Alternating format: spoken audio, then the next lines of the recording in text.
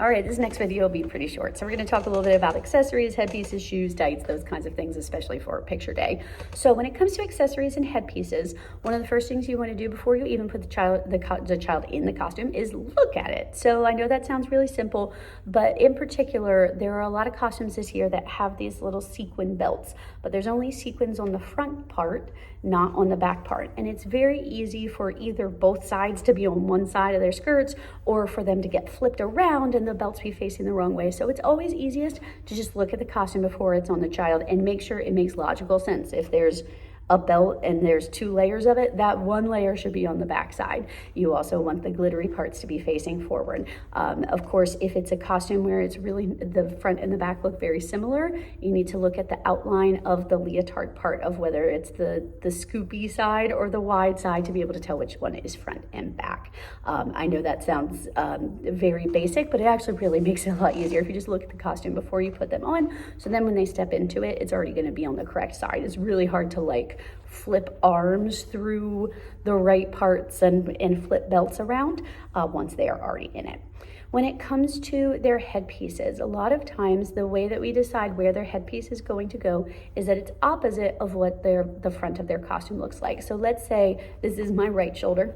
Let's say their costume has a flower on their right shoulder and their headpiece is a similar flower and there's not one on the left. We're probably gonna have that costume headpiece be on the left side of their bun to help balance out on stage. It would look a little bit heavy to have both on the same side. So that can help you when you're looking at it. And if you're looking at the costume and you're like, well, this bow doesn't match anything on their costume, generally, then it's gonna go on the top of their bun. So that's gonna be, say, something like beginning jazz Monday and Saturday junior jazz. I know their costume is the long sleeve purple costume and it's got a little heart in the center, and then it came with a bow. And same with my Sesame Street Acro 5 to 8. Those don't have that same kind of bow somewhere on their costume, so it's gonna go right above their ponytail or their bun for their class. We have a document that's gonna show you exactly where to put all the things as well. When it comes to most headpieces, yes, they probably have some sort of a little claw clip or alligator clip. We still want to put a couple of hairpins, bobby pins in them as well. Roller pins work as well. So I showed those in the last video. Those are the longer ones, roller pins. Bobby pins have the teeth on them, and these will help to secure it. A great thing for bobby pins, a great trick to know for bobby pins is that your most effective way to use a bobby pin is with itself. So for many people too, they find them to stay better in their hair if the teeth side are down toward the scalp, and then you secure one in and you secure the other one in an X shape over it. And this is a great trick when it comes to headbands. So when I have a headband costume, I learned this trick from pageants from trying to secure tiaras to heads. So one of the best ways to get a headband to stay on is to use a 3-part system so that they don't have pins just sticking out of the headbands and it stays a little closer to their heads. It's to use a hair pin and 2 bobby pins. So on the side of their headband, you're gonna take this and then you're gonna put it in. As you put it in, it's gonna face forward, and then you're gonna flip it to be flat onto their head. And that's gonna go through the up and down part of the headband. And then on the back side of it, that's where you're gonna use your bobby pin. So I'm gonna do it with my teeth. I have such thin hair that I need the teeth facing outward. So I would do one X that way, and then your other letter X, I can't really see it, I'm just doing my own, but I can feel where this is.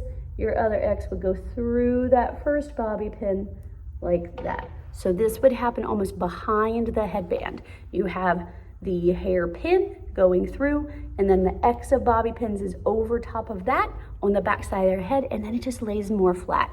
If you took like a headband, for instance, and you put a roller pin in it, and you just go like this, you can make an X of roller pins. They're just gonna stick out in the back a little bit, and what tends to happen is their hair kind of gets stuck into it. You can also prevent that. Again, with this lovely product, once you put the hairpin in, you can also put a little bit of hair wax over it and it won't stick as much. You never really know though. Sometimes that works, sometimes that doesn't.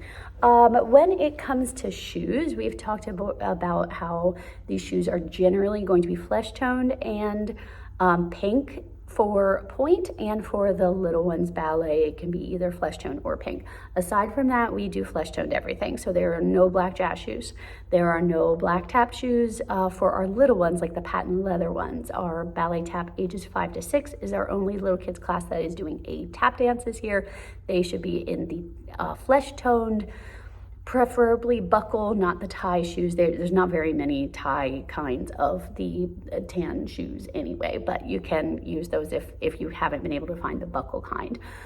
When it comes to ballet shoes, though, this is your most important thing for everyone.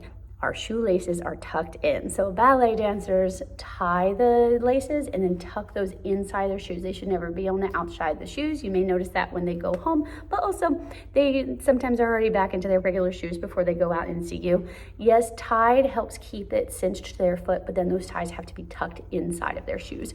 The only exception, of course, would be the point shoes with their longer ribbons, and the longer ribbons need to be properly tied for both recital and for picture day. If you need a little bit of help, we do have a staff member who now works at Jete, Jete, on Holland Road. They are a dance wear store close by, and Miss Ashlyn works there. And then there's also Dance Outfitters in Chesapeake. They are very nice and very knowledgeable. They will help you with whatever you might need. They will also give you a discount if you say that you go to Twinkle Toes to either of them. And last is still going along with the tights, just a couple of little reminders about tights. Their tights color should be the same as their shoe color. So please look at that document where you have to initial the children's spelling, and all of our younger students' families can choose whether they would like the pink or the flesh tone tights, so we can make sure that we get you the right pair. We don't give them out until after picture day because we want their tights to stay ready for recital day. They are pretty fragile, so we don't want them wearing them for picture day.